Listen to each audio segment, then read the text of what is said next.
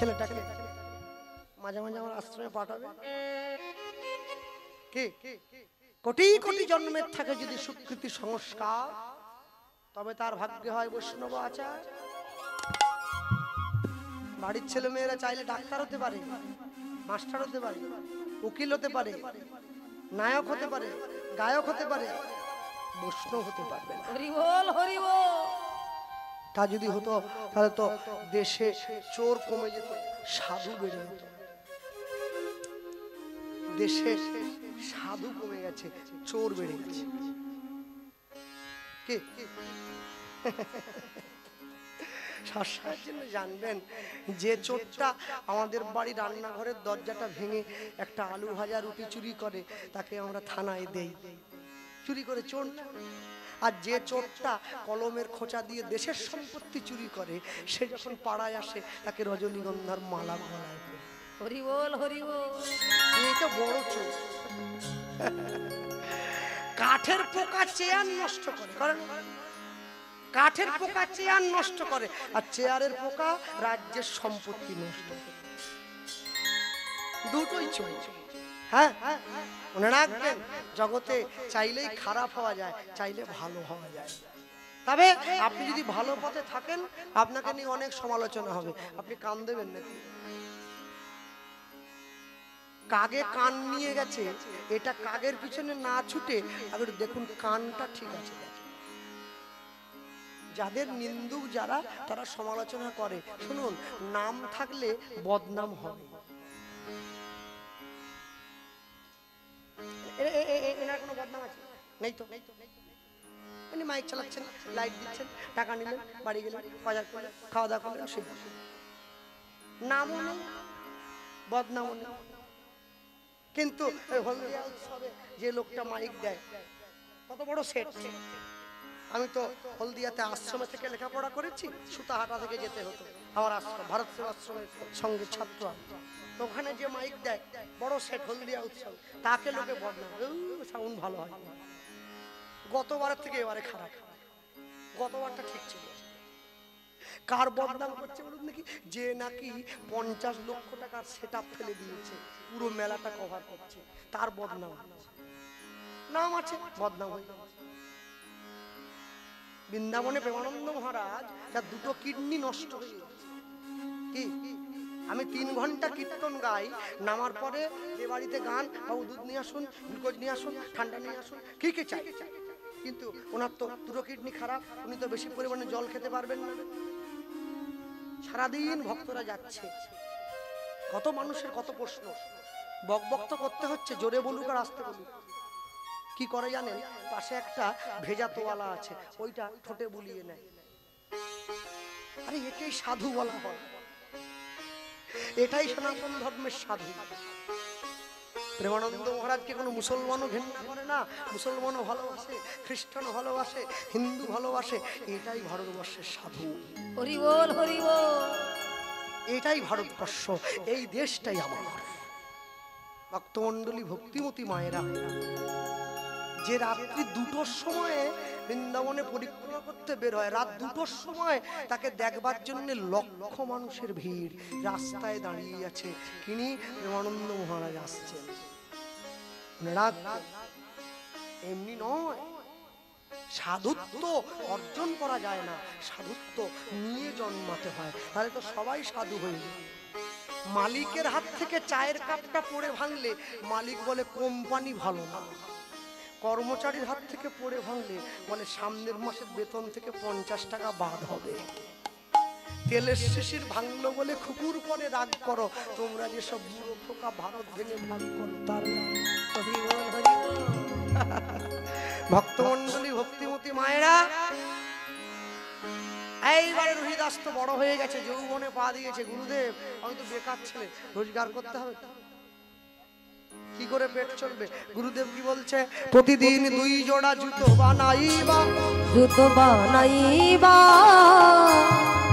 1 জোড়া বিক্রয় করিবা, বিক্রয় করিবা, আর 1 জোড়া বৈষ্ণবে দান যে করিবা, দান যে করিবা। হয়ে গেল। হ্যাঁ, আপনাদের পূর্ব মেদিনীপুরের দীঘায় জগন্নাথ মন্দির হয়েছে, বড় আনন্দে আমি গিয়েছিলাম, অপূর্ব হয়েছে। যেমন মন্দির তেমন জগন্নাথ, তেমন একবারে সব। তবে শুনছিলাম কদিন আগে বাজ টাজ পড়ে কি মন্দিরের পতাকা পুড়ে গিয়েছিল।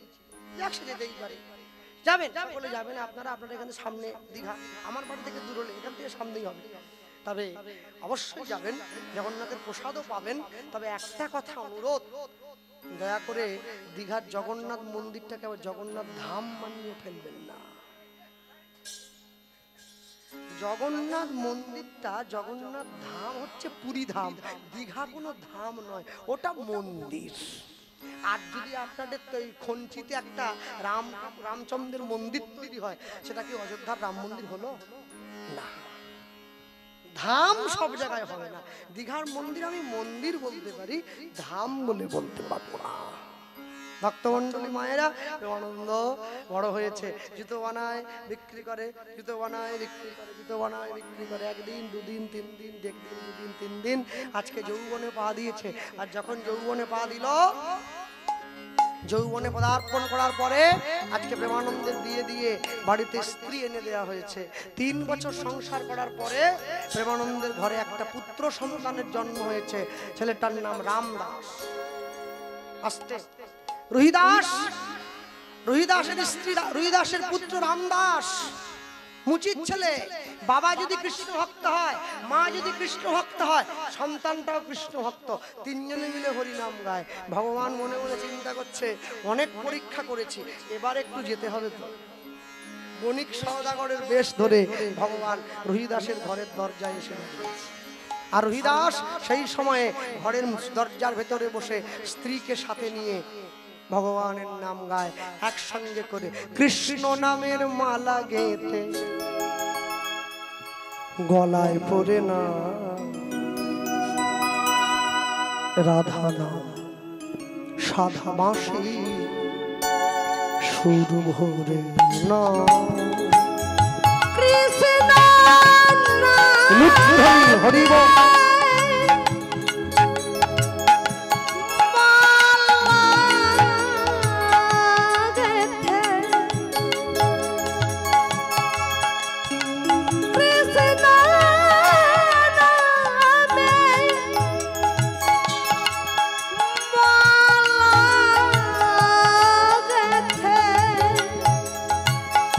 গলায় পড়ে না,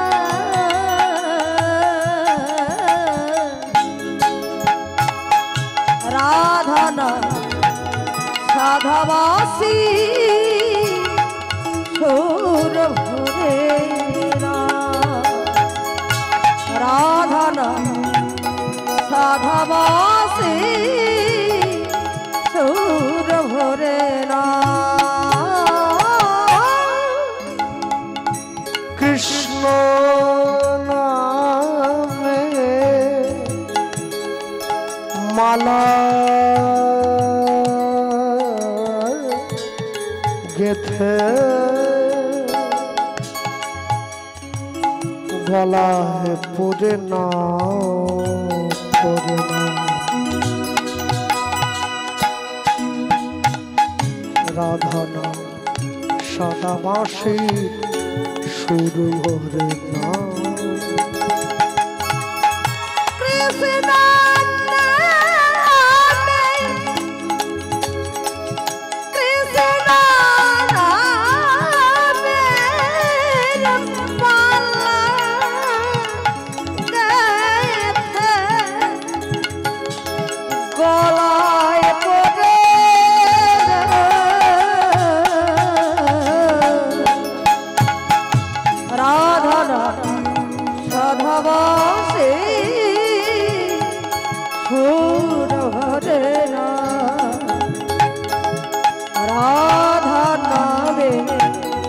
সাধাবাসী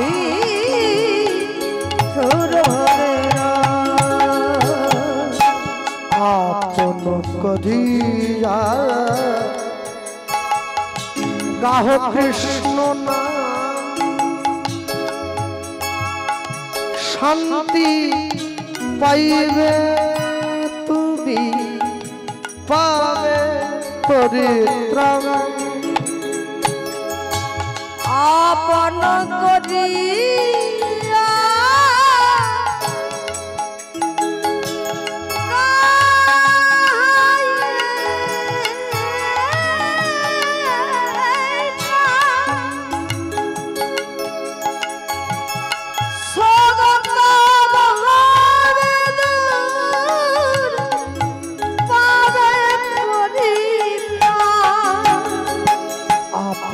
করিয়া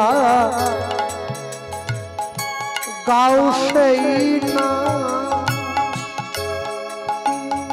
শান্তি পাইবে তুমি পাবে পরিত্রাণ আপন করি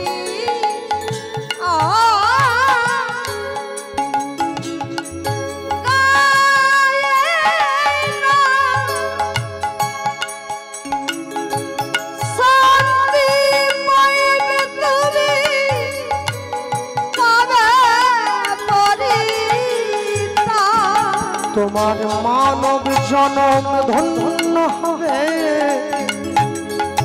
যাইবে ব্রজ ধাম তোমার মানব জনম ধন্য হবে যাইবে ব্রজধাম তোমার মানব জনম ধন্য হবে যাইবে ব্রজ ধাম তোমার মানব জনম ধন্য হবে যাইবে ব্রজধাম প্রাণ ভরে নাম গাও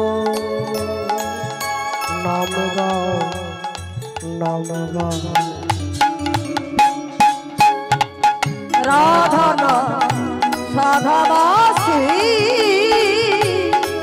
হরে অগ কৃষ্ণ নামে মালা গেথে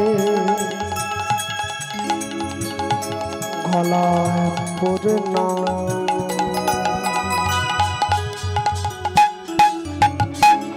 রাধা সাদা বাঁশি সুর ভরে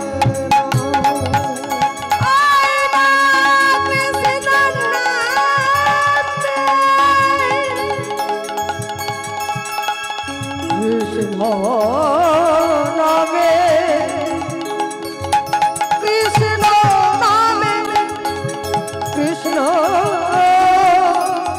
নামে কৃষ্ণ নামে মালা গেথে কৃষ্ণ নামে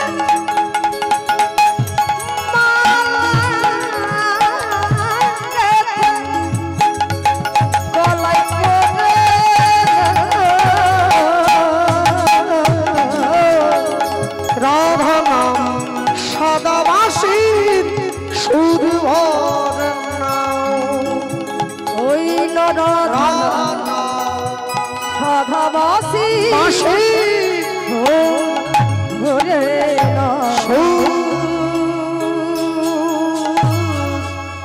ভরে না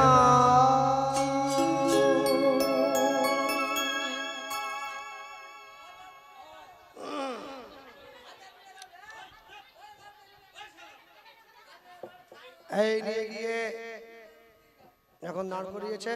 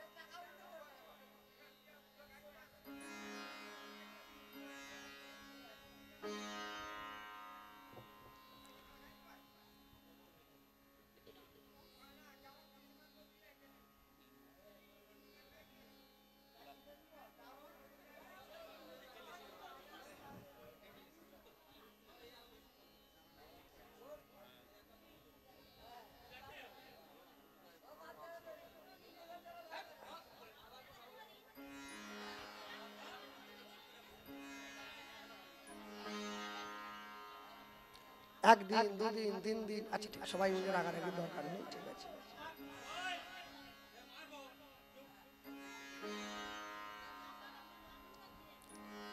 একদিন, দুদিন, 3 দিন, 4 দিন, 5 দিন, 6 দিন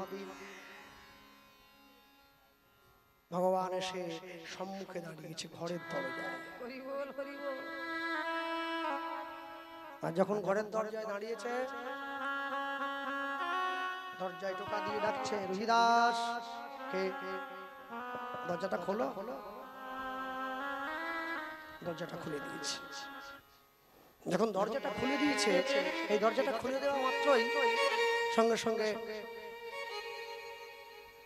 কে আপনি? তুমি আমার জীবন।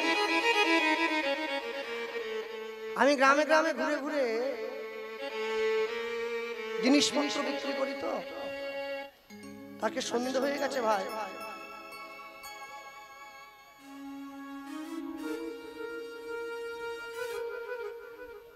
কথা বলবেন না, কথা বলতে না বলেছি।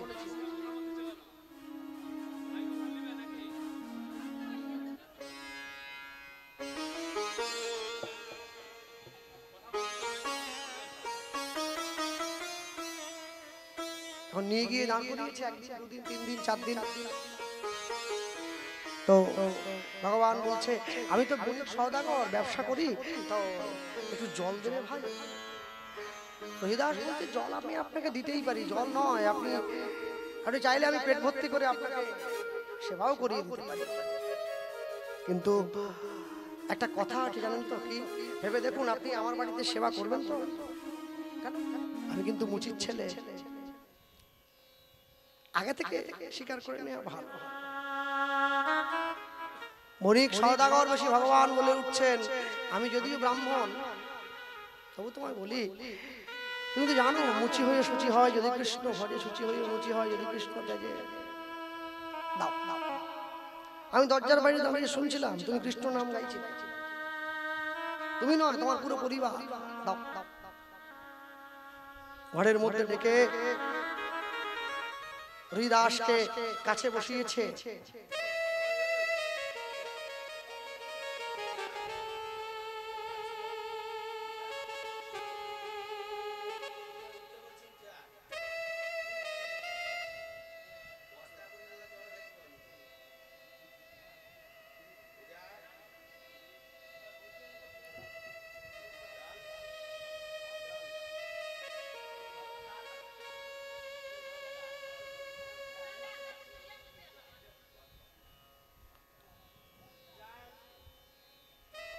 নিয়ে গিয়ে দাঁড় করিয়েছে, ভগবানকে আসন পেতে দিয়েছে, পাদ্য অর্ঘ্য দিয়েছে, বসতে দিয়েছে।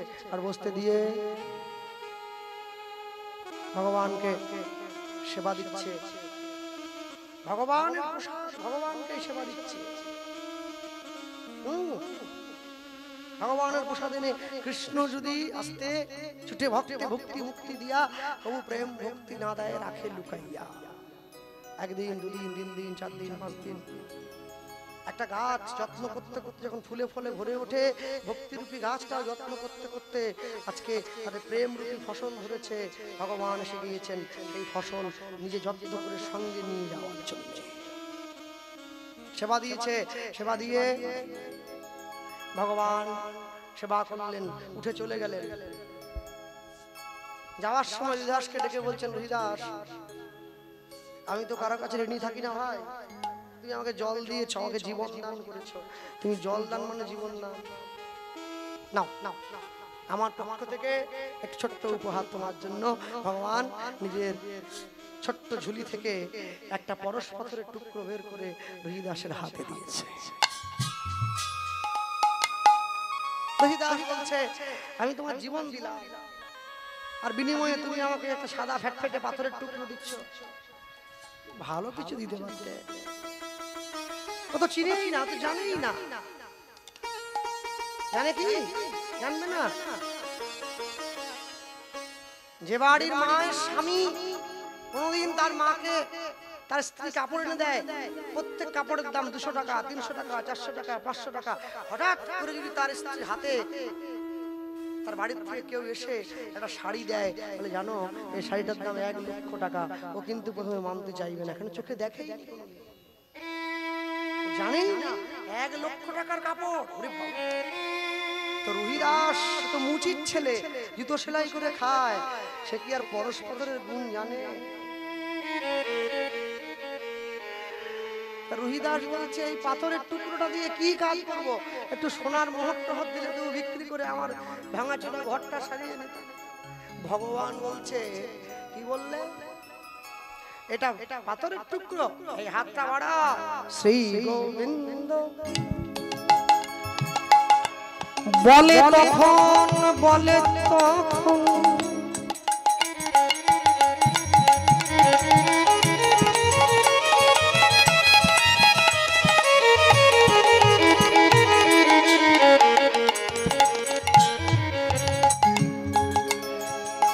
এই পরশ মনিল মনিল গোবিন্দ বলে তখন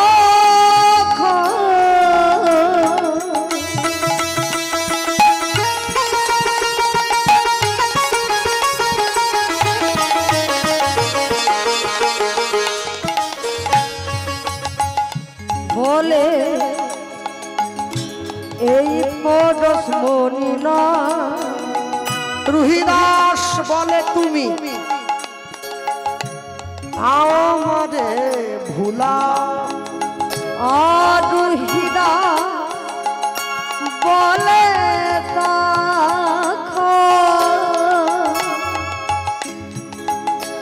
আমারে ভুলা।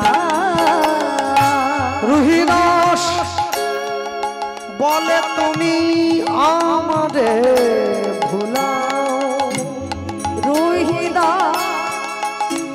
বলে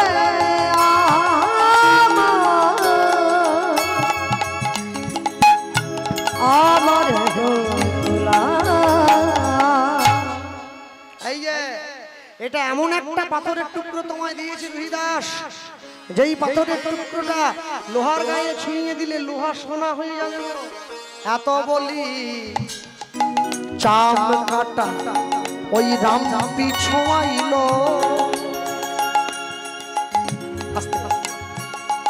দেখবেন যখন মুচিরা সেলাই করে, ওই যেখানে মুচিটা বসে ওর সামনে একটা এরকম 3 দিকে থাবড়া একটা মাথাওয়ালা যন্ত্র বসে থাকে না, দুদিকটা এরকম, ওর উপরে জুতোটাকে ঢুকিয়ে এবারে এরকম করে ঠোকা দেয়, লোহার হয়, ওটাকে রামপি বলা হয়। ওই পরশ পাথরের টুকরোটা নিয়ে গিয়ে সেই রামপির উপরে ছুঁয়েছে ভগবান। এত বলি চাম কাটা রামপি ছোঁয়াইল,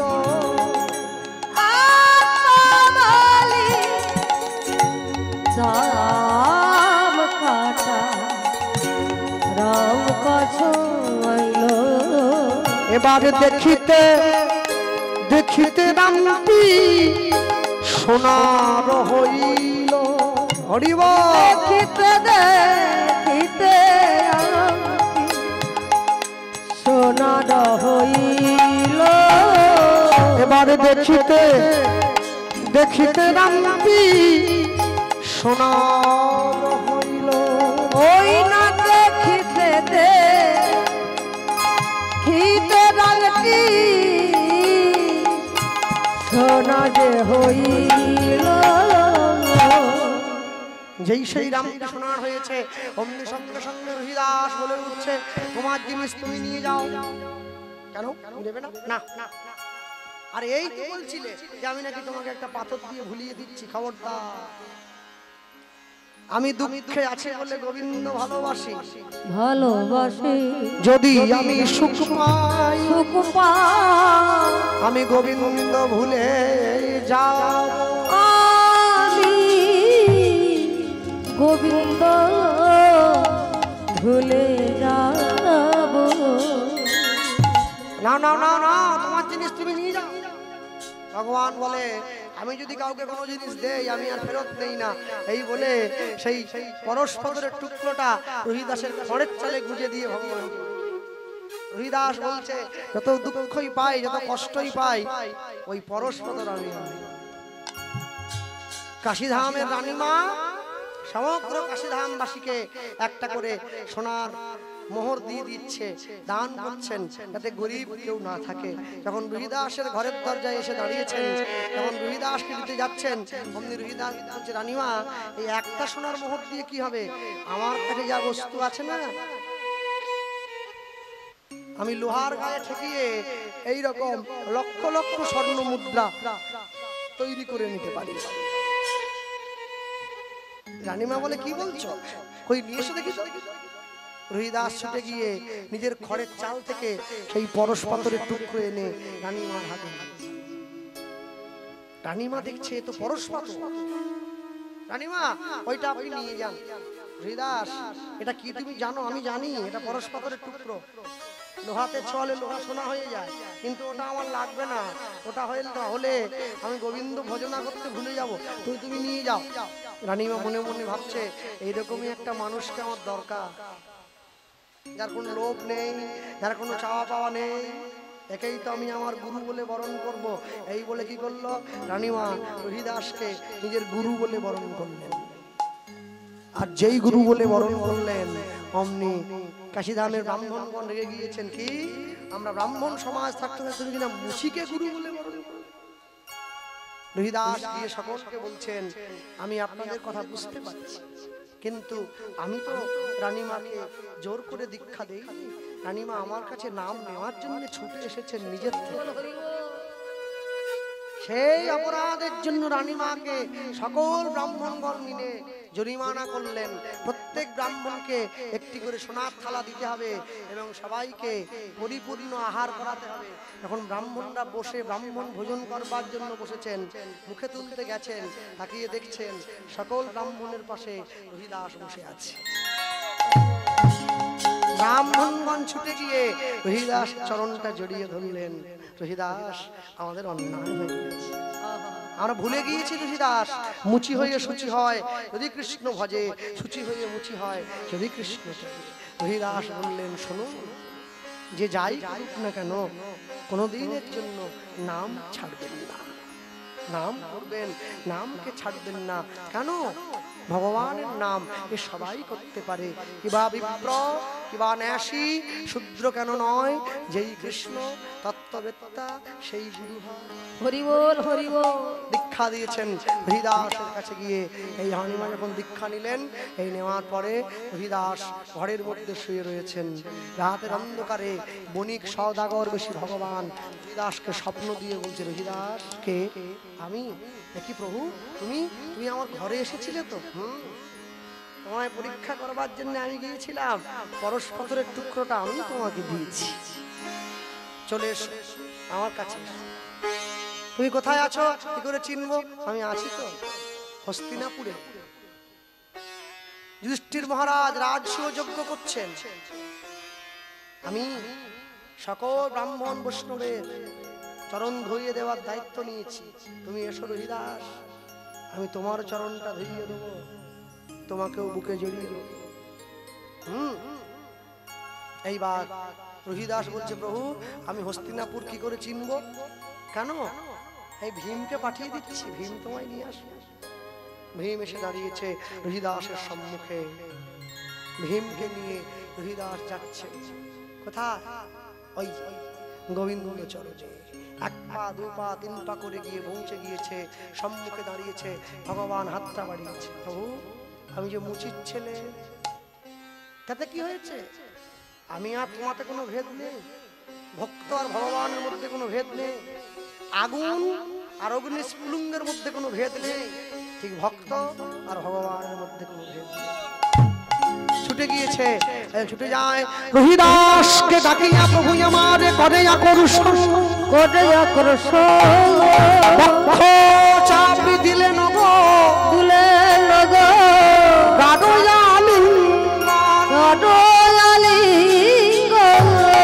রহিদাসের তনু প্রভু জড়াইয়া ধরিল, জড়াইয়া ধরিল, ভক্ত আজ ভগবানের চরণ পাইল, চরণ পাইল। জড়িয়ে ধরেছে। আর যেই জড়িয়ে ধরল হরিদাস, জয় গোবিন্দ জয় গোপাল কেশব মাধব দীন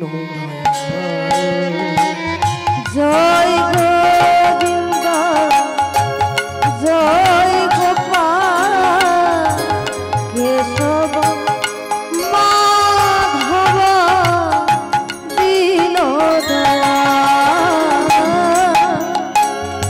জয় গোবিন্দ জয় গোপাল কেশব মাধব দীন দয়াল। শ্যাম সুন্দর কানয়লাল, শ্যাম সুন্দর কানয়লাল। শ্যাম সুন্দর কানয়লাল, শ্যাম সুন্দর কানয়লাল। গিরিবরধারী নন্দ দুলাল, গিরিবরধারী নন্দ দুলাল। জয় গোবিন্দ জয় গোপাল কেশব মাধব দীন দয়াল। জয় গোবিন্দ জয় গোপাল কেশব মাধব দীন দয়াল। অচ্যুত কেশব শ্রীধর মাধব, অচ্যুত কেশব শ্রীহরি মাধব। অচ্যুত কেশব শ্রীধর মাধব, অচ্যুত কেশব শ্রীধর মাধব। গোপাল গোবিন্দ হরি, অচ্যুত কেশব শ্রীধর মাধব। গোপাল গোবিন্দ হরি। অচ্যুত কেশব শ্রীধর মাধব, গোপাল গোবিন্দ হরি। অচ্যুত কেশব শ্রীধর মাধব। গোপাল গোবিন্দ হরি। যমুনা কুলিনে বাঁশরি বাজার হে, যমুনা পুলিনে বাঁশরি বাজাহে। যমুনা কুলিনে বাঁশরি বাজার হে, যমুনা পুলিনে বাঁশরি বাজাহে। নটবর গোপ বেশ ধরি, নটবর বেশ ধরে। জয় গোবিন্দ জয় গোপাল কেশব মাধব দীন দয়াল। জয় গোবিন্দ জয় গোপাল কেশব মাধব দীন দয়াল। এইবার রহিদাসকে ভগবান যে বুকে জড়িয়ে ধরল। রহিদাসের দেহটা ভগবানের কোলে স্থির হয়ে রয়েছে। আর হরিদাসের পরমাত্মা গোবিন্দ চরণে গিয়ে বিলীন হয়েছে। এইবার হরিদাসকে বক্ষমারে জড়িয়ে ধরে ভগবান, এবার হরিদাসের সনে প্রভুর মধুর মিলন, রুহিদাসের প্রভু মধুর মিলন, রুহিদাসের সনে প্রভুর মধুর মিলন, রুহিদাসের সনে প্রভু মধুর মিলন, অনুধ্বনি হরিধ্বনি ভরিল ভুবন, অনুধ্বনি হরিধ্বনি ভরিল ভুবন, অনুধ্বনি হরিধ্বনি ভরিল ভুবন, অনুধ্বনি হরিধ্বনি ভরিল ভুবন। হরি পুরুষ জগৎ বন্ধু মহায়ুদ্ধারণ, হরি গুরু জগৎ গুরু মহাউদ্ধারণ, জয় জয় রাধা ললিতা বলদেব চরণ, জয় জয় রাধা গোবিন্দ বলদেব চরণ। ভক্ত শোনে ভগবানের মিলন মাধুরী, ভক্ত শোনে ভগবানের মিলন মাধুরী, চাঁদ বদনে সবাই মিলে বল হরি হরি, চাঁদ বদনে সবাই মিলে বলে হরি হরি। ভক্ত শোনে ভগবানের মধুর মিলন, ভক্ত শোনে ভগবানের মধুর মিলন, অনুধ্বনি হরিধ্বনি উঠিল ভুবন, অনুধ্বনি হরিধ্বনি মাতিল ভুবন। এবার শঙ্খধ্বনি করে আজি যত নারীগণ, অনুধ্বনি করে যত যত নারীগণ, ওগো শঙ্খধ্বনি করে আজি যত নারীগণ, ওরে শঙ্খধ্বনি করে যত করে নারীগণ। হৃদয় গৌর হরি বল হরি বল হরি বল হরি বল, নিতাই গো